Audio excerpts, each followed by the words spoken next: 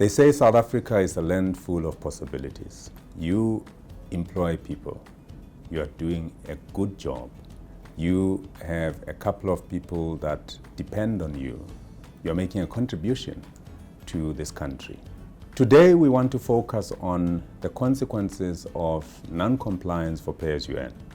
Did you know that it is a criminal offense for employers not to submit their EMP 201s and 541s?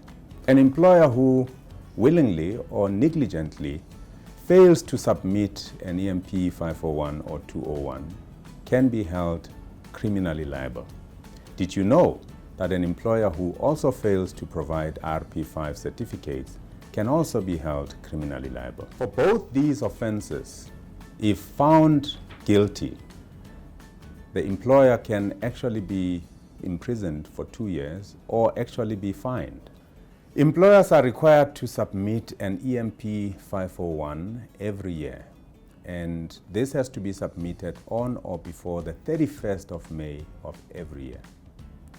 Failure to do this will attract penalties, and these are going to continue to accrue for every month that the EMP 541 is outstanding. And these could be up to 10% of the total amount that is due. And finally, an employer that fails to pay over the deducted pay-as-you-earn on due date can be liable to up to 10% of the total amount due.